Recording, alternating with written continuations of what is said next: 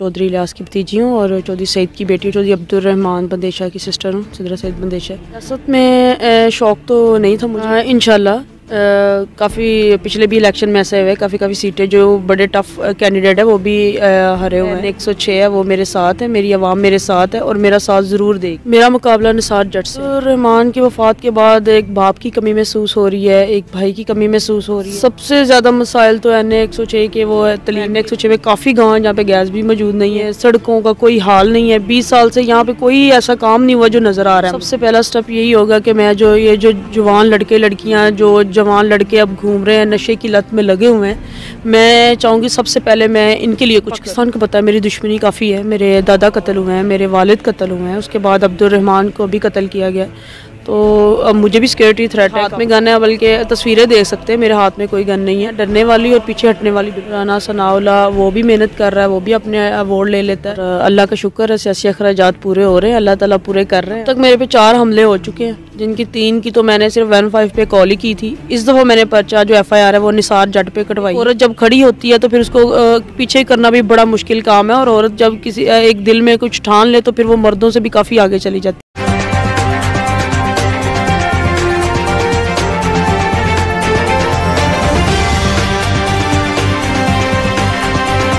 अस्सलाम वालेकुम नाज़रीन, आप देख रहे हैं इंसाफ न्यूज़ पाकिस्तान और मैं हूँ आपका मेज़बान जावेद ख़ान। आज हमारे साथ जो स्पेशल गेस्ट मौजूद है वो है मोहतरमा सिद्रा सईद बंदेशा साहिबा, सियासी व समाजी रहनुमा भी। अभी इनकी एक दबंग एंट्री हुई है सियासत में। तो सबसे पहले मैम थैंक यू कि आपने अपने कीमती टाइम में से हमें वक्त निकाला। मैम सबसे पहले तो आप हमारे देखने और चाहने वालों को अपना इंट्रोडक्शन करवाएँ। बिस्मिल्लाहिर्रहमानिर्रहीम, अस्सलाम वालेकुम। इंट्रोडक्शन तो यही है कि काफ़ी लोगों को तो वैसे भी पता है कि कौन हूँ मैं, और ये हूँ कि मैं चौधरी इलियास की भतीजी हूँ और चौधरी सईद की बेटी चौधरी अब्दुर्रहमान बंदेशा की सिस्टर हूँ। सिद्रा सईद बंदेशा। और हम लोग पीछे से 364 चक के हैं, और अब जो है कि वो 66 धाने में काफ़ी देर से 40 साल से पीछे से इसी गांव में रह रहे हैं। सियासत में एंट्री क्यों हुई? शौक़ था या बावजह मजबूरी सियासत में आना पड़ा? सियासत में शौक़ तो नहीं था मुझे, क्योंकि हमारे ख़ानदान में हमेशा मर्दों ने सियासत की है। ये मजबूरी हो गई है, क्योंकि अब्दुर्रहमान के शहीद होने के बाद ये फिर जो ज़िम्मेदारी थी, हल्के की ज़िम्मेदारी थी, कुछ हल्के के लोगों को देख के फिर ये मेरी मजबूरी बन गई थी कि मुझे सियासत में आना पड़ा। सियासत में आने के आपके मकासद क्या, जो ख़ास मकासद हैं? ख़ास मकासद यही है कि जब हल्के में अब निकली हूँ तो देखें काफ़ी मसाइल है जिनको 20 साल से कोई हल नहीं कर पा रहा, मतलब वहीं का काम वहीं पे पड़ा हुआ है 20 साल से। तो अब इंशाल्लाह ख़ुद देख रही हूँ अपने हलके को, क्योंकि पहले ये हलका किसी के ऊपर छोड़ा हुआ था। अब इंशाल्लाह इस हलके में हम लोग दोबारा, हमारा ख़ानदान दोबारा आ गया। तो इंशाल्लाह पूरी मेरी कोशिश होगी कि मैं जो मसाइल पिछले 20 साल से हल नहीं हो सके वो अब करने की कोशिश करूँ। आप NA 106 से इलेक्शन लड़ने जा रही हैं। इस हल्के में जो उम्मीदवार हैं वो तो टफ है, क्योंकि एक पहले वो दोनों जो है MNA पहले रह चुके हैं, साबिका MNA, एक तो अभी भी MNA। तो क्या जीत पाओगी? इंशाल्लाह काफ़ी पिछले भी इलेक्शन में ऐसे हुए काफ़ी सीटें जो बड़े टफ कैंडिडेट है वो भी हरे हुए हैं। ये ज़रूरी तो नहीं है कि वो हार नहीं सकते, और इंशाल्लाह इस दफ़ा पूरा जो हल्का है NA 106 है वो मेरे साथ है, मेरी आवाम मेरे साथ है और मेरा साथ ज़रूर देगी, क्योंकि उन्होंने हक और सच का साथ देना है, और इंशाल्लाह वो मेरे साथ है। तो आपका मुकाबला निसार जट से या राना सनाउल्लाह से? मेरा मुकाबला निसार जट से है। राना सनाउल्लाह से मेरा मुकाबला तो खैर दोनों से है, बहरहाल मेरा ज़्यादा मुकाबला निसार जट से, क्योंकि वो 20 साल से इसी हलके में है, और नाम तो यही है कि हमारे ख़ानदान का यूज़ हो रहा है। तो अब जो मुकाबला है वो काफ़ी टफ है, और मुकाबला मेरा इसी से ही है, निसार जट से। अब्दुर्रहमान के वफ़ात के बाद किस चीज़ की कमी महसूस कर रही हो आप? अब्दुर्रहमान की वफ़ात के बाद एक बाप की कमी महसूस हो रही है, एक भाई की कमी महसूस हो रही है। मतलब अब्दुर्रहमान एक सायादार दरख्त था जो हमारे सरों पे था, अब वो नहीं है, तो उसकी कमी जो है वो पूरी तो नहीं कोई कर सकता। बाकी ये है कि अब्दुर्रहमान की कमी लोग जो हैं जो अब्दुर्रहमान से प्यार और मोहब्बत कर रहे हैं वो मुझे एहसास दिलाते हैं, पर ये है कि अब्दुर्रहमान की कमी नहीं, वो कमी नहीं कोई पूरी कर सकता। ये बताएं, अब तो आप सियासत में बाकायदा तौर पर आ चुकी हो, आपने इस हल्के को काफ़ी वाज़े तौर पर देखा होगा। इस NA 106 के अहम मसाइल कौन कौन से आपके नज़र में? सबसे ज़्यादा मसाइल तो NA 106 के वो है तलीम के। फिर यहाँ पे जिस गांव में भी जाओ, हालांकि पूरे पाकिस्तान में शायद गैस मिल सकती है, पर वहाँ में NA 106 में काफ़ी गाँव हैं जहाँ पे गैस भी मौजूद नहीं है। और इसमें वो गलियाँ सड़कों का कोई हाल नहीं है। 20 साल से यहाँ पे कोई ऐसा काम नहीं हुआ जो नज़र आ रहा है मुझे। ऐसे लग रहा है जैसे इस हल्के में कोई एमएनए कभी रहा ही नहीं है। तो अब इंशाल्लाह मेरा पूरा है इरादा, जब मेरा इलेक्शन हो जाएगा मैं जीत जाऊँगी तो इंशाल्लाह सबसे पहले तलीम पे और जो नौजवान लड़के लड़कियाँ नौकरी पे ज़्यादा तवज्जो दूँगी। अगर आप मुंतखब होगे तो सबसे पहला स्टेप आप क्या लोगे, क्या काम करोगे, सबसे पहला काम?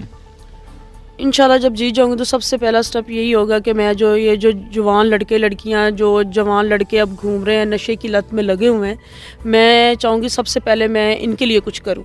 इनके लिए कोई ऐसा नौकरियों का इंतज़ाम करूँ कि जो पढ़ लिख के भी वो सारे बेचारे कभी किधर घूम रहे हैं। तो सबसे पहला काम मेरा यही होगा कि मैं गरीब लड़के लड़कियों को नौकरी दिलवाऊँ और उसके बाद तलीम पे ज़्यादा तवज्जो दूँगी, लड़कियों की और लड़कों की। मैम आपके साथ इतने गनमैन क्यों होते हैं, ये इतना प्रोटोकॉल क्यों आपके साथ हर वक्त होता है? पूरे पाकिस्तान को पता है मेरी दुश्मनी काफ़ी है। मेरे दादा कत्ल हुए हैं, मेरे वालिद कत्ल हुए हैं, उसके बाद अब्दुर्रहमान को भी कत्ल किया गया। तो अब मुझे भी सिक्योरिटी थ्रेट है काफ़ी ज़्यादा। मैं अब्दुर्रहमान के कत्ल के जो केस है उसकी मदई भी हूँ, और दूसरा मैंने सियासत में भी एंट्री कर दी है जो मेरे मुखालिफिन को हज़म भी नहीं हो रहा। तो वो काफ़ी मेरे पे हमले करवा चुके हैं, इस वजह से मुझे सिक्योरिटी रखना मेरी मजबूरी है। मैम कुछ दिन पहले आपकी गिरफ्तारी अमल में लाई गई थी, वो क्या वजह बनी थी? वो सियासी गिरफ्तारी कह लें। उन्होंने मुखालिफिन ने वो दबाव डाला है कि जी ये गन मैन है ये वो, और ऊपर से झूठा पर्चा FIR मेरे पे करवाई है कि जी 324 भी लगा दी है। और उन्होंने कहा कि हाथ में गन है, बल्कि तस्वीरें देख सकते हैं मेरे हाथ में कोई गन नहीं है और ना उनके पास कोई ऐसा वो सबूत भी मौजूद है। बस ये सियासी मुखालिफिन है जिनके पास ये पुलिस वाला हथकंडा रह गया है, वो इस्तेमाल कर रहे हैं तो वो करते रहे। मैं डरने वाली और पीछे हटने वाली बिल्कुल भी नहीं। अगर आज आपके भाई ज़िंदा होते अब्दुर्रहमान साहब, तो वो किस मुकाम पे आप आज उनको देखती? अब्दुर्रहमान अगर ज़िंदा होते तो माशाल्लाह वो लोगों के दिलों में काफ़ी वो प्यार था, लोग दिल से चाहते थे। अब्दुर्रहमान आज होता तो वो उसका मकाम वही था जो आज लोग मुझे देने की कोशिश कर रहे हैं कि मैं एक जगह पे पहुंचूं। मतलब यही जो मकाम है उसने अपना बनाया है लोगों के दिलों में, वो आज वो मुझे मिल रहा है। मैं जब बाहर निकलती हूँ लोग इतना प्यार करते हैं, ये सारा अब्दुर्रहमान की वजह से, क्योंकि अब लोग अब्दुर्रहमान से बहुत मोहब्बत करते थे। आज अगर वो होता तो शायद वो इससे भी ऊपर वाले मकाम पे होता। क्या आप ये नहीं समझती कि आपके इख्तलाफात और निसार जट के इख्तलाफात का फ़ायदा राना सनाउल्लाह उठा रहे हैं? बिल्कुल भी नहीं। राना सनाउल्लाह वो भी मेहनत कर रहा है, वो भी अपने अवार्ड ले लेता है और बिल्कुल भी वो फ़ायदा नहीं उठा रहा। मतलब अपने अपना अवार्ड लेना है, सब ने अपने अपनी मेहनत करनी है।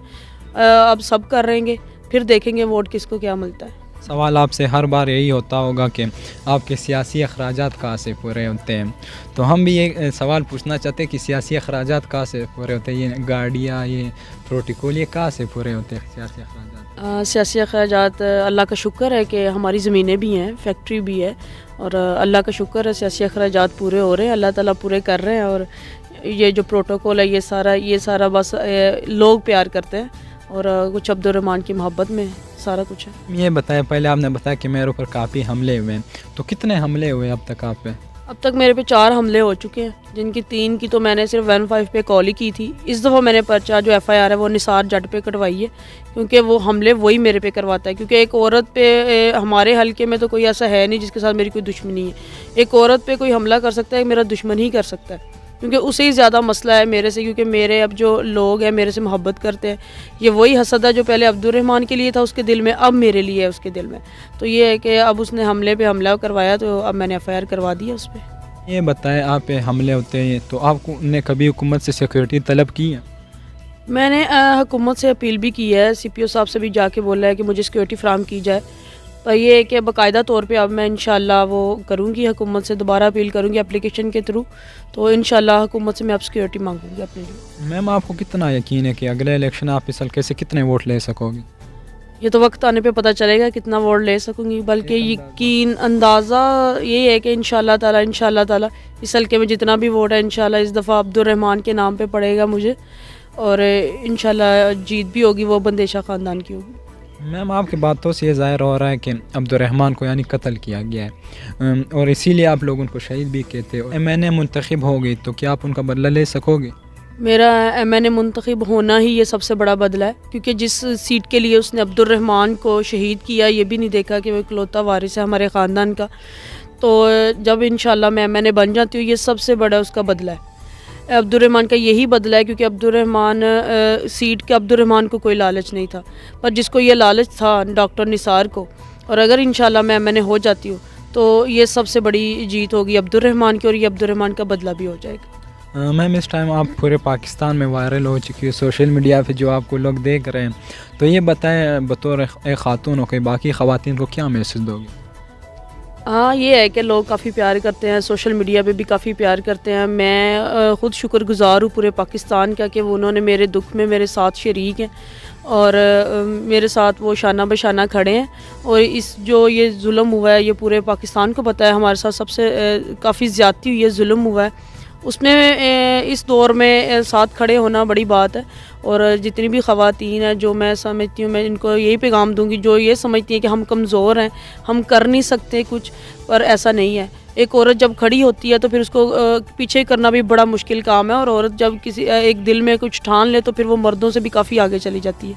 तो इंशाल्लाह मेरा औरतों को यही पैगाम है कि वो कभी भी किसी मोड़ पे भी कमज़ोर ना पड़े, वो अपने मामलात को अच्छे तरीके से ख़ुद देख सकती हैं। अगर घर में उनके अब मेरी मिसाल है, देखें मेरे घर में कोई मर्द नहीं है, तो अब अल्लाह के नाम लेके बाहर निकली हूँ, तो इंशाल्लाह ये है कि कमज़ोर बिल्कुल भी नहीं है एक औरत हमेशा एक मज़बूत थी और है और रहेगी। मैम आखिरी सवाल हम आपसे पूछना चाहते हैं, अवाम में जब आप जाती हो तो किस चीज़ से ज़्यादा मुतासर होती हैं?